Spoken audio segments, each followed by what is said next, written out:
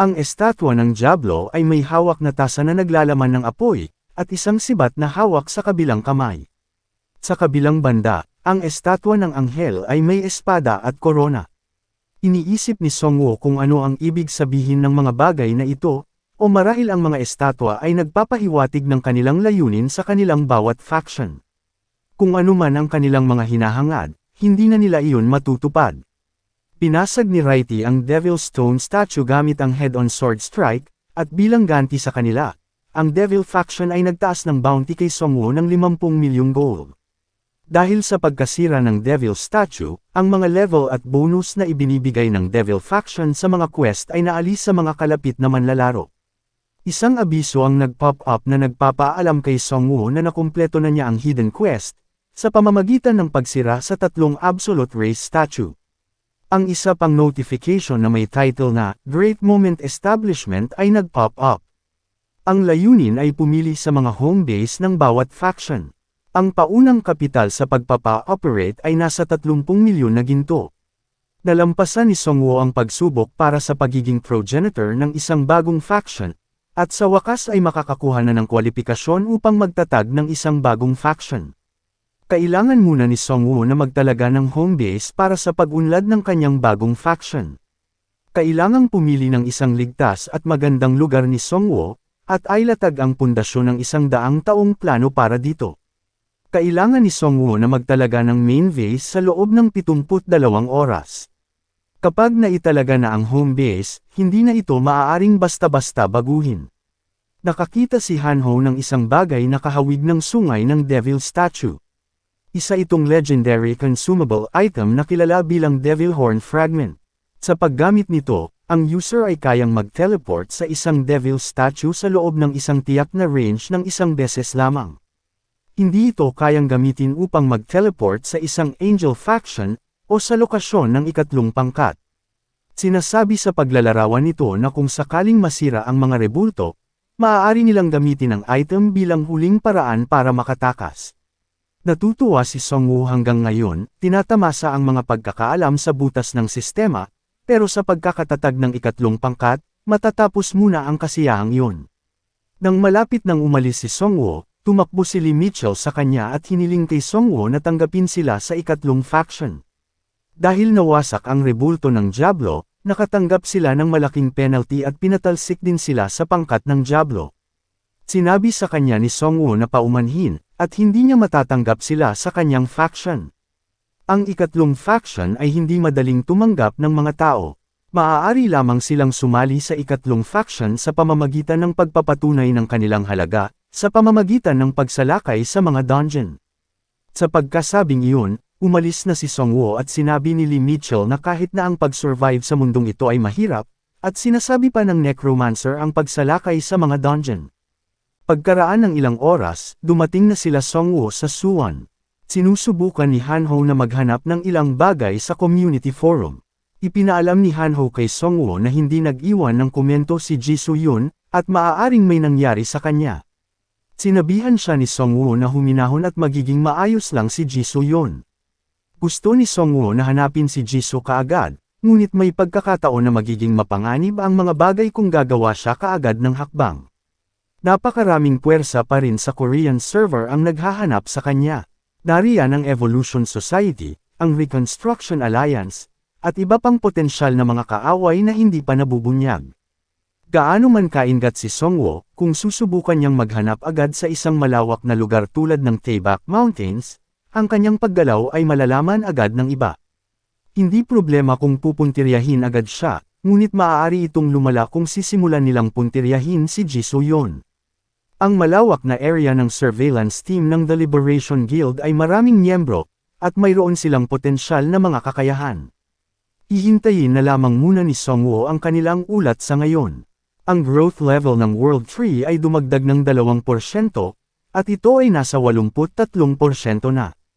Ipinaalam ni Spearman Kyungso kay Songwoo na hindi na nila kailangan ng mga ilaw sa gabi, dahil ang World Tree ay nag-iilaw ng maraming liwanag, at namumukod tangi din ito dahil walang ilaw sa paligid. Ang World Tree ay medyo isang palatandaan sa lahat ngayon, at ang pagtatago sa lokasyon nito ay magiging walang silbi. Si Hanho, na may malubhang pagmumukha, ay nagsabi na dapat nilang gamitin ang liwanag nito dahil hindi naman nila ito may tatago. Maaari nilang bigyang diin na ito talaga ay sagrado, ngunit nangingibabaw rin ang presensya nito sa mga tao sa labas. Nag-pop up ang isang mensahe ng system na nagtatanong kay Songwoo, kung gusto niyang piliin ang lokasyon na ito bilang main base ng ikatlong pangkat, at pinindot ni Songwoo ang option na yes. Ang isa pang notification ay nag-pop up na nagtatanong kay Songwoo para sa pangalan ng kanyang faction. Pagkatapos makapili na ng pangalan, hindi na ito mababago sa loob ng 30 araw kasama ang napakalaking halaga ng ginto na kailangan para mapalitan ito sa pangalawang pagkakataon. Nakaisip na si Songwoo ng magandang pangalan para sa kanyang faction. Pinangalanan niya ang kanyang faction na World 3 Faction.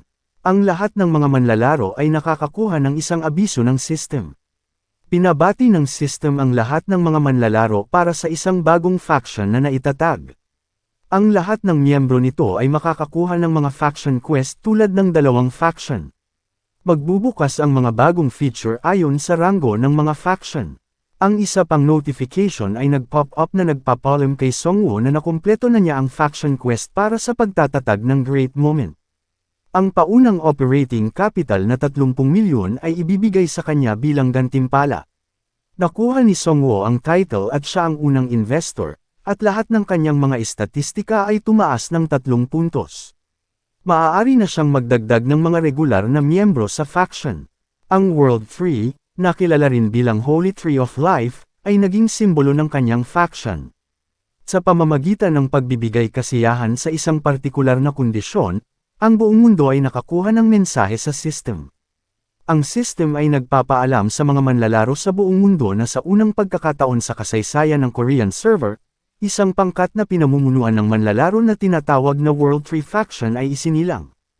Tuwang-tuwa at masaya ang mga residente ng Suwon Town matapos makita ang mensahe ng system na ito.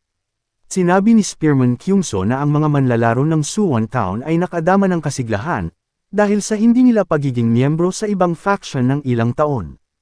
Biglang naglabas ang Angel Faction ng isang pang-emergency na worldwide faction quest. Ang pamagat nito ay, The Ominous Segment Purification Project. Ang kanilang layunin ay guluhin ang World 3 Faction at patayin ang Necromancer Leader. Matapos makumplito ang layunin na ito, kailangan nilang hawakan ang isang estatwa ng anghel. Bilang gantimpala, bibigyan sila ng 150 milyong gintong barya at mataas na posisyon sa server. Ang Devil Faction ay naglabas din ng isang worldwide faction quest. Ang pamagat nito ay, Stepping on Parasite Eggs and Bursting Them. Ang kanilang layunin ay ialay ang mga bangkay ng World 3 Faction member sa Devil Stone Statue. Matapos makumplito ang layunin ito, kailangan nilang hawakan ang estatwa ng Diablo. Bibigyan sila ng 1 milyong ginto para sa bawat miyembro ng World 3 Faction na kanilang mapapatay, at ang pinakamataas na posisyon sa server ay ibibigay sa manlalaro na may pinakamalaking kontribusyon. Sa palagay ni Songwoo, ang 2 faction na ito ay namuhunan ng maraming pera sa quest na ito at nakaramdam ng malaking banta sa kanyang pag-iral. Isa pang world quest na pinangalanang, After the One Who is Hated by the World ay nag-pop up. Ito ay isang uri ng quest ng pangangaso o pagprotekta. Ang layunin dito ay manghuli o ipagtanggol ang mga manlalaro ng World 3 Faction. Ang mga gantimpala ay iba-iba depende sa sitwasyon. Sa kaso ng pangangaso, 5 milyong ginto para sa bawat manlalaro ng World 3 Faction ang ibibigay, at sa pagpatay sa leader ng World 3 Faction, 500 milyong ginto ang ibibigay. Sa kaso ng pagbibigay proteksyon, ang leader ng World 3 Faction ang pinaka-problema sa mundo. Gumawa siya ng mga aksyon na nagdulot ng galit sa 2 absolute race. Dahil dito, nagpa siya ang 2 absolute race na papatayin din ang magtatanggol sa World 3 Faction. Ang kaganapang ito ay para sa buong mundo at hindi lamang ito para sa Korean server. Dapat ding piliin ng mga manlalaro kung susundin nila ang mga utos ng absolute race, o lalaban sila at sumali sa bagong faction. Ang mga nilalaman ng quest na ito ay maaaring magbago depende sa sitwasyon. Matapos marinig ang tungkol sa gantimpala sa ulo ni Songwoo, maging si Hanho ay nais na patayin si Songwoo. Masyadong malaki ang reward money, at naisip ni Songwoo na sa lalong madaling panahon, Ang paligid sa buong lugar na ito ay mangangamoy ng mga bangkay sa hinaharap. Nag-rage mode ang tatay ni Hanho, at sinabing ang lakas ng loob nilang naising hulihin kami. Hindi lang ang tatay ni Hanho ang nasabik, lahat mula sa bayan ng Suwon ay nasasabik pagkatapos isipin kung gaano karaming experience at gold points ang kanilang makukuha ng libre, sa pamamagitan ng pagpatay sa mga taong darating para salakayin sila. Nagulat si Songwoo sa kung paano nagbago ang mga attitude ng mga taong ito, mula sa pagiging mga mahihina tungo sa pagiging mga butcher ngayon. Ipinaalam sa kanya ni Spearman Kyungso na ang kanilang sitwasyon ay iba na, sa kung kailan ang kanilang tanging paraan upang mabuhay ay tumakas lamang noon. Magsisimula silang maghanda para sa bagong laban na ito, at sa pagkakataong ito ay gagawa sila ng mas malaki at mas perpektong plano sa paparating na digmaan. Habang nakikipag-usap kay Kyung-soo, sinusuri ni Songwoo ang image skill. Pinagmamasdan pala siya ng gumawa ng laro. Sa pagkakataong ito, gagawing kapansin-pansin ni Songwoo ang mga sitwasyon para sa nilalang na ito, at may hindi inaasahang gagawing twist para dito. Pagkaraan ng ilang oras, ang Hwarang Guild mula sa Devil Faction ay nag-livestream upang ibigay ang kanilang opisyal na paninindigan sa World Tree Quest. Nagpasya ang Hwarang Guild na hindi itutuloy ang pangangaso sa World Tree Faction.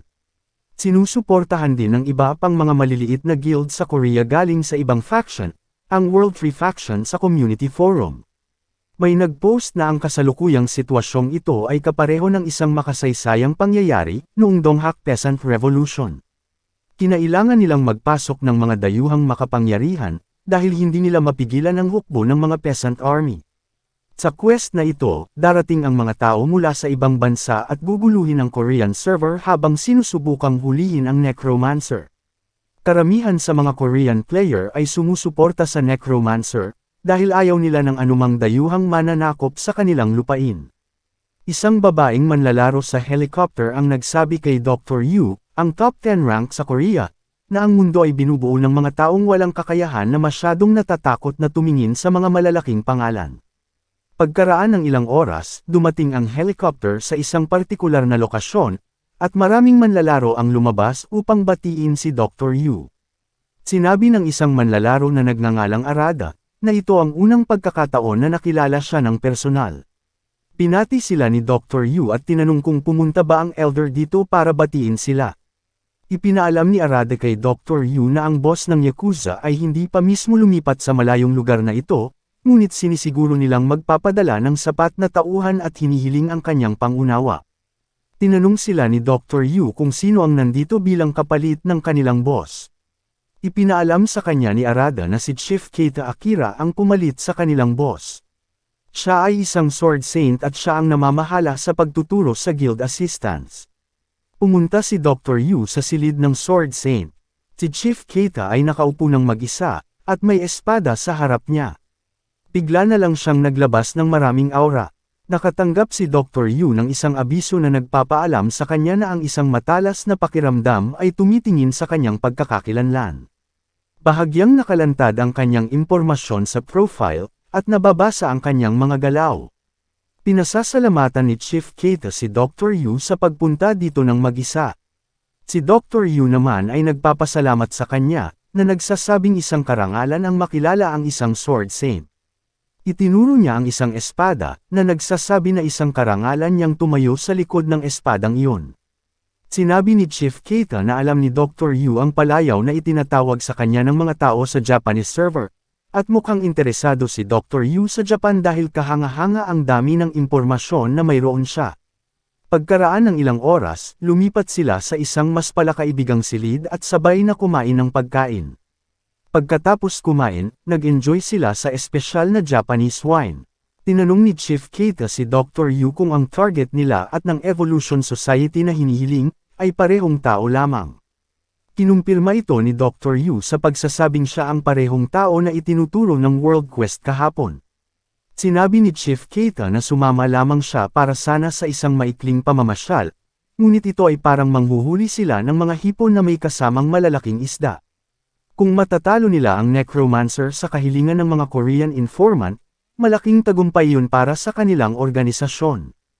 Sinabi ni Chief Keita kay Dr. Yu na huwag mag-alala tungkol sa Necromancer, dahil pinaplano niyang ipadala ang kanyang mga most precious special unit. Sinabi ni Dr. Yu na minsan niyang ipinagkatiwala ang request na ito sa mga mersenaryo ng Korean server, ngunit nabigo sila, at malamang na naghahanda ang necromancer para sa mga palihim na pag-atake. Pinigyan ni Chief Keita si Dr. Yu ng masamang tingin, pagkatapos ay sumigaw siya at ipinaalam kay Dr. Yu na hindi sila katulad ng mga mersenaryong basura. Sila ay mga assassin na kabalyero na may hawak ng espada ng karangalan at katapatan. Ang kanilang mga kasanayan ay iba sa mga mersenaryo na nagtatrabaho para sa isang sentimos na mga barya. Sinabi ni Dr. Yu na siya ay tama, at walang sino man ang mga ngahas na mag-isip ng basta-basta sa mga swordsman ng Yamato Guild. Gayunpaman, sa pagkakataong ito ay hindi madaling harapin ang kanilang kalaban.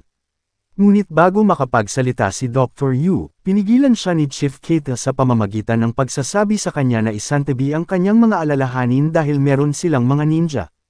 Ang mga ninja ay isang advanced na klase ng mga assassin na dalubhasa sa panlilinlang, pagsasamantala, at pagpatay sa malalakas na kalaban. Higit pa rito, mayroon silang propesyonal na pagsasanay na napasa mula sa henerasyon hanggang sa henerasyon. Ito'y lumilikha ng synergy sa pamamagitan ng 15 ninjas ng ganitong katiyakan, na ipinapaiwatig ang mahirap na tungkulin na ito.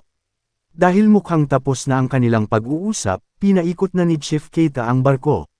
Sinabi ni Dr. Yu kay Chief Keita na karangalan niyang makilala siya, ngunit bago pa makaalis si Dr. Yu, sinabi sa kanya ni Chief Keita na nag-utos ang Yakuza boss na kukunin muna nila ang item bago sumabak sa laban. Tinitiyak sa kanya ni Dr. Yu na ang item na kanilang hinihiling, ay ihahatid sa kanila sa loob ng isang araw. Sa sinabing iyon, umalis na si Dr. Yu sa barko gamit ang helicopter. Tinanong ng babaeng manlalaro si Dr. Yu tungkol sa boss ng Yakuza clan. Ipinaalam sa kanya ni Dr. Yu na ang master ng Yamato Guild ay isang matandang lalaki na kumokontrol sa Kyushu. Siya ay isang matandang lalaki na hindi pa nagigising kahit nakaabot na sa level 22. Sila ay nagmamadali dahil sinusubukan nilang mangolekta ng mga item na kinakailangan para sa paggising, at sila ay may item na kailangan nila, kaya sila ay nakakuha ng negosasyon mula sa mga ito. Nagtanong ulit ang babaeng manlalaro kung mapapatay ng mga ninja ang necromancer ng tuluyan. Ngumisi at ngumingiti si Dr. Yu, na sinasabi sa kanya na kailangan lang nila ang mga ninja para tumagal ang kanilang oras.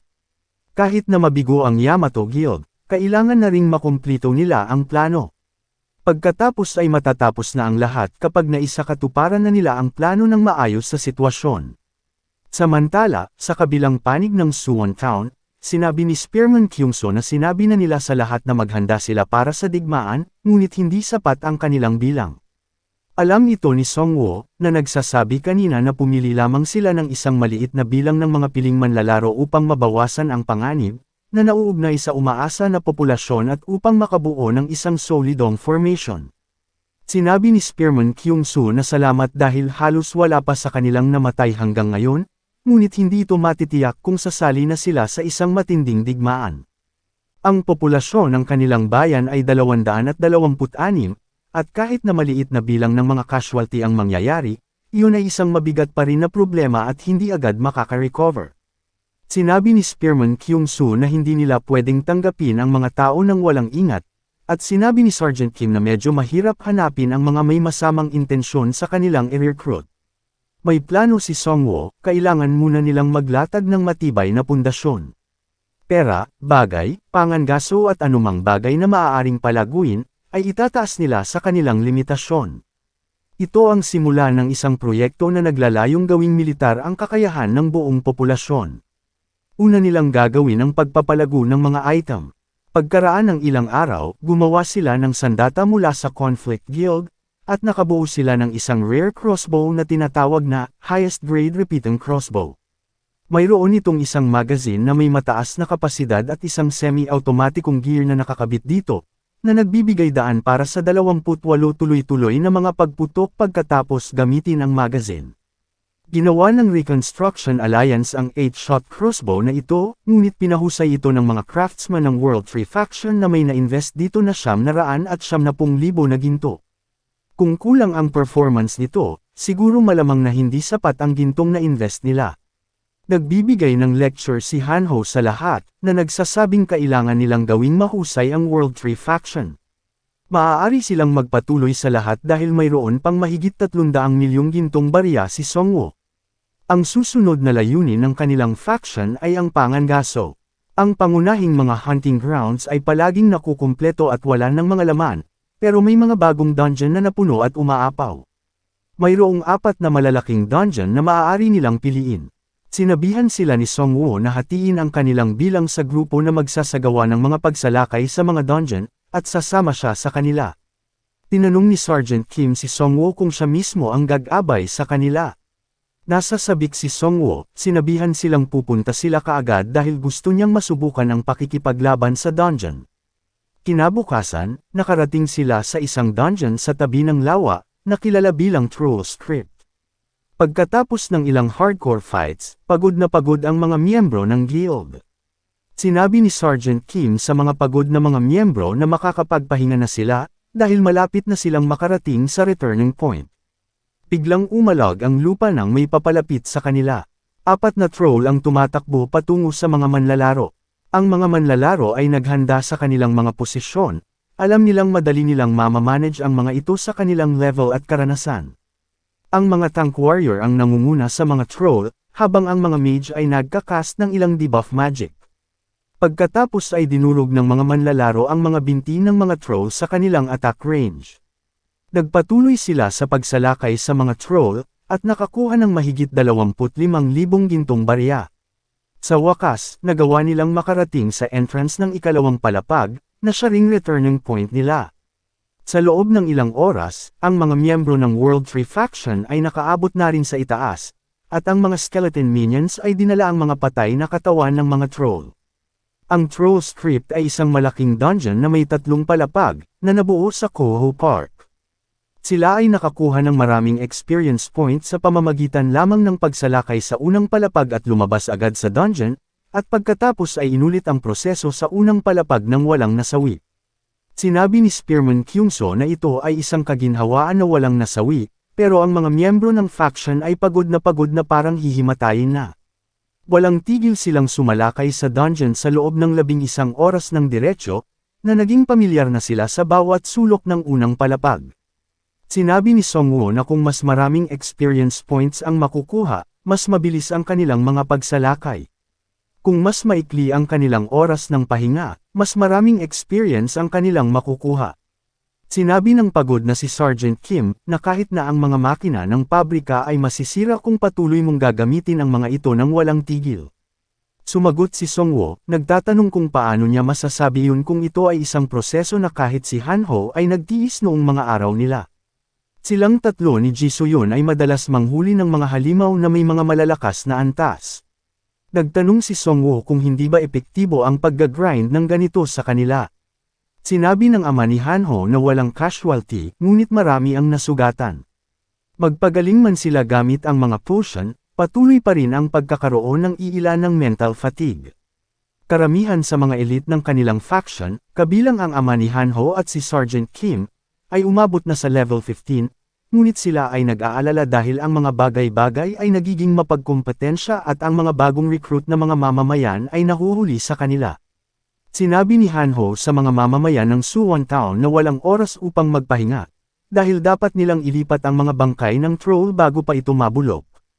Ngayon ay oras na para sa yugto ng koleksyon at produksyon ng kanilang faction.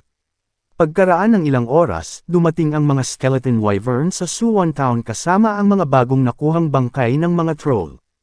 Nang hindi pa na-dismantle ng mga worker ang mga nakuha kaninang mga troll, ang mga skeleton wyvern ay patuloy na nagdaragdag ng mga bagong bangkay ng mga troll sa imbakan. Ang mga worker ay nagsimulang mag-drain ng dugo at inalisan ito ng balat. Ang mga kahon ng potion sa bodega ay napuno na hanggang sa labas, at wala ng espasyo para mag-imbak ng bagong stock. Ang dugo ng trolls ay ginagamit upang gumawa ng mga potion, ngunit kulang sila ng ilang mga halamang gamot na kasama ang dugo, kaya nagpadala sila ng isang team upang kumuha ng higit pang mga halamang gamot mula sa isang kalapit na bundok. Ang worker collection team ay halos mag-collapse na, pero ang mga manlalaro ay walang awa na nagbibigay ng mga bangkay sa kanila, at ang mga worker ay gumagawa ng potion at inuutusan ulit ang ibang team na umakyat sa bundok. Sa ngayon, ang World Free Faction ay nasa isang mabilis na pag-unlad ng ekonomiya, at sa lalong madaling panahon, ito ay mapupuno ng pinakamahusay na mga player at magagandang mga items. Maayos ang takbo ng mga bagay sa Suwon Town sa ngayon. Ang tanging bagay na inaalala ni Songwoo ay si Ji Soo-yeon. May biglang nagsabi kay Ji Soo-yeon, tinatawag mo kaming mga halimaw, pero sa pagtingin sa ginagawa ni Ji Soo-yeon, hindi siya sigurado kung sino sa kanila ang tunay na halimaw. Ang entity na ito ay lumalabas na ang King of the Great Mountain Range. Iniisip ni Ji Soo-yeon na baka mahirapan siyang makabalik.